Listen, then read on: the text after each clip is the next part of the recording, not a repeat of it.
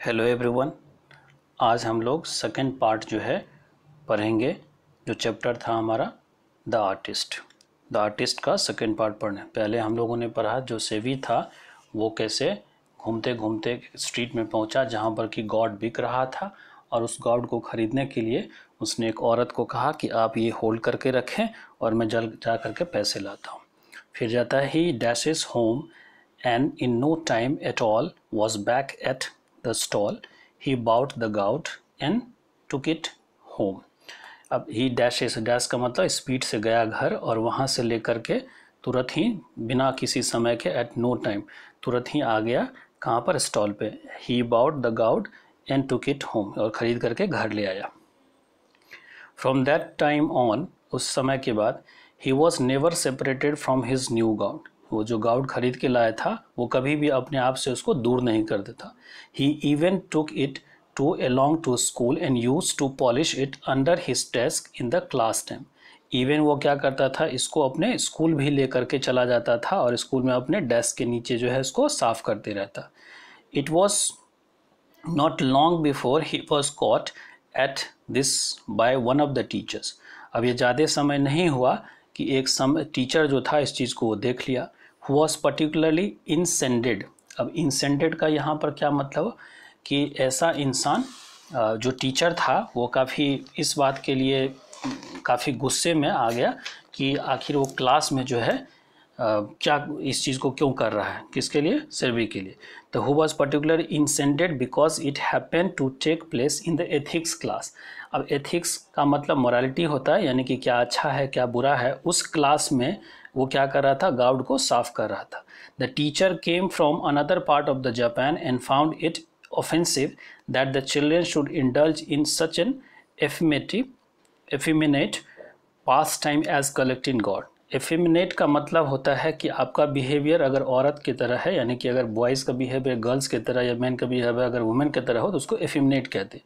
तो टीचर को बहुत, क्योंकि वो दूसरे पार्ट से आया था, जापान के दूसरे पार्ट से आया था, मोस्ट ऑफेंसिव, उसको बड़ा बुरा लगता था, गुस्सा चढ़ता था कि चिल्ड्रेन शुड नॉट इंडल्ज, यानी कि उसको इस चीज़ में इंडल्ज नहीं हो। किससे? Effeminated pastime as collecting.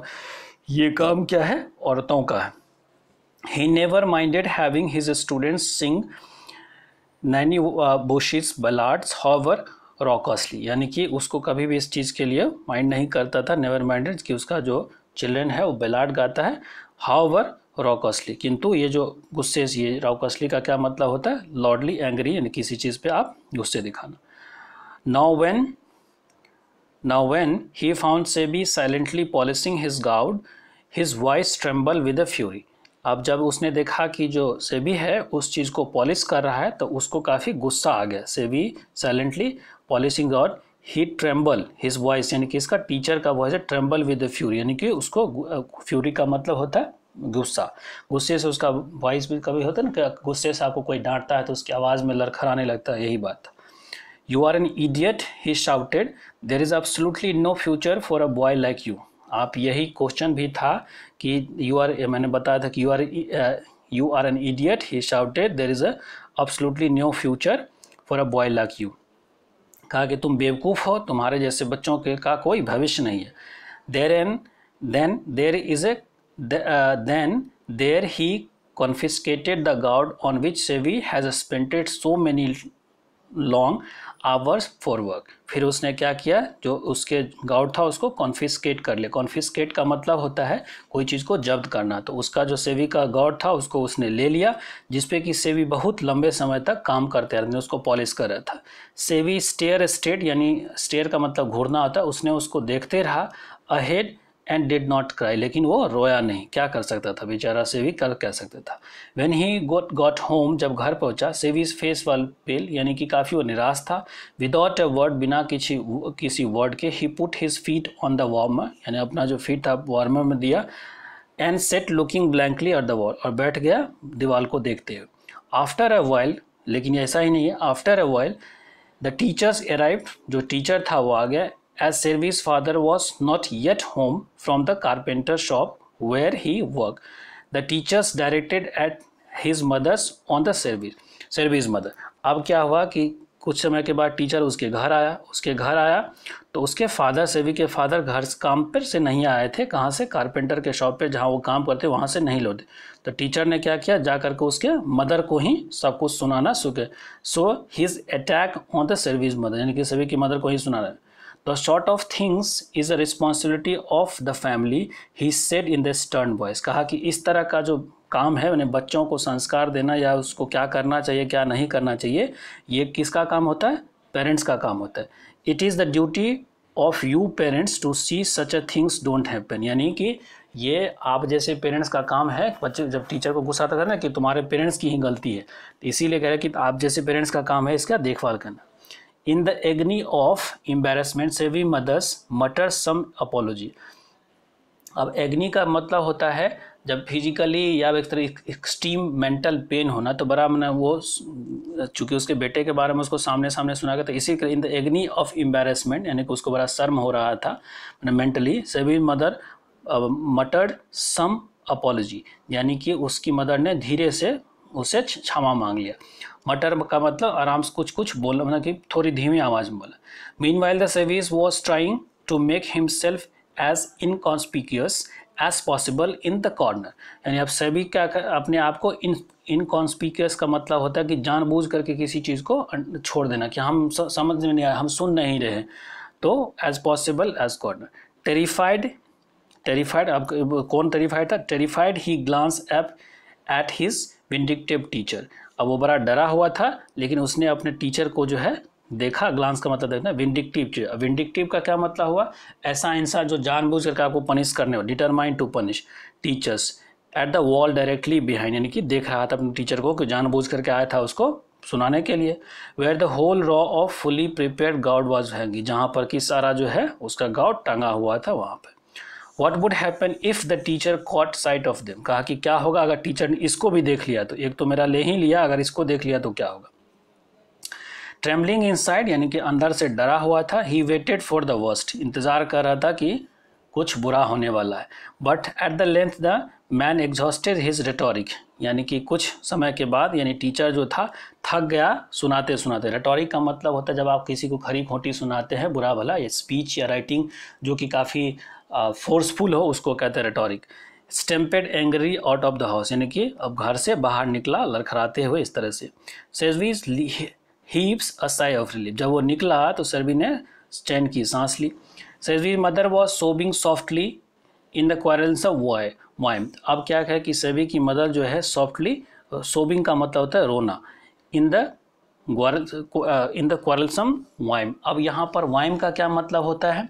मौन करना, यानी कि मतलब एक तरह से रोने वाली। और क्वारल्सम का क्या मतलब होता है? मैंने कंप्लेनिंग। तो अपने आप को कंप्लेन क्या करेगी? अपने बेटे के प्रति जो उसका गुस्सा था उसके कारण वो रो रही थी। She began to scold him, यानी अब उसने क्या किया? उसको डांटना शुरू कर दिया। उसकी मदर ने सेवी को डांटना शुरू कर दिया। In the midst of this, यानी ये सब कुछ हो ही रहा था उस बीच में, सेवीज father return from his shop, यानी दुकान से आ गया। As soon as he heard what happened, जैसे ही उसने सुना कि क्या हुआ, he grab his son by the collar and gave him a sound of beating, यानी उसने अपने बेटे को, ग्रैब का मतलब होता है खींच करके बाहर निकालना, पुल किसी का शर्ट या किसी पकड़ करके बाहर निकाला इस तरीके से। और साउंड ऑफ बीटिंग मतलब कुछ सुनाना भी या पिटाई भी करना, दोनों होता है। यू आर नो गुड, तुम कुछ भी नहीं गए। ही बाल्ड एट हिम, यानी कि उस पर चीखा। बाल्ड का यहाँ पर मतलब होता है उस पर चीखा या चिल्लाया। You will never get any where in the world the way you are caring on, कहा कि तुम दुनिया में कुछ भी नहीं कर पाओगे जिस तरीके से तुम जी रहे हो या जो कर रहे हो। I have a good mind to throw you out in the street where you belong, कहा कि मुझे तो होता है कि तुमको उठा करके गली में फेंक दे जहाँ पर तुम की रहने लायक हो। The god on the wall caught his attention, तो टीचर को तो जो टांगा हुआ गाउड था ध्यान नहीं दिया, लेकिन टीचर अब उसके पिताजी को उस पर ध्यान चला गया। विदाउट अ वर्ड, बिना कुछ कहे, ही पैचेज हिज हैमर, यानी कि अपना हथौड़ा लिया, and systematically smash the pieces in one after, यानी एक के बाद जितना सारा बचा था सबको तोड़ ताड़ करके फोड़ फाड़ करके बराबर कर दिया। Selvi turn pale but said nothing, यानी अब वो निराश हो गया लेकिन कुछ भी नहीं बोला। The next day teacher gave service confiscated god to the old potter who work in the school. अब स्कूल में जो अटेंडेंट काम करता था, पोर्टर का मतलब अटेंडेंट हुआ, उसको जो टीचर ने जो सेवी का गार्ड लिया था वो उसको दे दिया। हियर टेक दिस, कहा कि ये लो। He said as if hanging over some unclean, उसको लगा कि देखो ये टांगा हुआ चीज़ जो है बेकार का चीज़ ले जाओ तू, क्योंकि टीचर को उसके बारे में कुछ पता ही नहीं था, तो कहा ले जाओ उसको। Object, the porter took the guard home with him and hung it on the wall of his small सूटी रूम। अब उसने क्या किया, उसको लेकर चला गया अपने घर और उसका छोटा सा जो दीवार था, छोटा सा रूम था, वहाँ पे रख दिया दीवार पे। About 2 months later, 2 महीने के बाद, the porter finding himself even more hard pressed for money than usual, अब 2 महीने के बाद जो है पोर्टर को पैसे की दिक्कत हुई, decided to take the god to the local curio shops to see if he could get a few copper for it। अब उसने सोचा कि गार्ड को ले जा करके देखते हैं दुकान में, अगर कुछ पैसा मिल जाएगा तो बेच देंगे। The curio dealers examine the guard carefully, तो जो क्यूरियोस डीलर था, जो क्यूरियो होता है ये एक अनयूजुअल कलर का जिसमें सामान वगैरह सब बिकता है, उसको कहते हैं। तो ये शॉप में लेगा, वो जो डीलर था उस गार्ड को एग्जामिन किया, as assuming an uninterested tone, और वो एग्जामिन तो कर लिया लेकिन वो अनइंटरेस्टेड टोन में, जैसे कि मतलब ये इसका कोई वैल्यू नहीं है, tone handed to the porter, porter को दे दिया, saying I might give you the 10 yen for it, कहा कि मैं तुमको 5 येन दे सकता हूँ, जापान का करेंसी हुआ। द पोर्टर वॉज स्टाउंडेड, पोर्टर बड़ा आश्चर्य होगा इस बात सुन करके, बट बीइंग क्वाइट एस्ट्यूट, लेकिन वो भी काफ़ी तेज था, एस्ट्यूट का मतलब तेज होता है, रिप्लाइड कूलली, उसको बड़ा कहा कि ठीक है, I certainly would not part of it that, कहा कि मैं इसमें 5 येन में तो देने वाला हूँ नहीं। The dealer immediately raised his offer 10, यानी डीलर ने आप समझ गया कि भाई देगा तो नहीं, उससे भी तेज निकला, तो उसने कहा ठीक है 10 दूंगा। But the porter was still adamant, लेकिन जो पोर्टर था वो अभी भी फर्म था। एडमानेंट का मतलब होता है कि फर्म होना, कि नहीं मैं 10 में भी नहीं दूंगा। In the end curio dealers had to pay 50 yen for the God, कहा कि जो डीलर था उसको कहा कि मैं तुमको 50 दूंगा। The porter left the shop, अब वो वहाँ से निकला दुकान से, डिलाइटेड एट हिज लक, मना अपने भाग्य पर काफ़ी खुश था। It was often that the teachers gave one a free gift equivalent to a years wages, अब वो इस बात से खुश था कि जो टीचर ने उसको मुफ्त का गिफ्ट दिया था वो पूरे साल का जो उसका वेज होता वो निकल गया। He was so clever as not to mention matter to anyone, माने कि अब वो इतना तेज था कि इस बात को उसने किसी को नहीं बताया।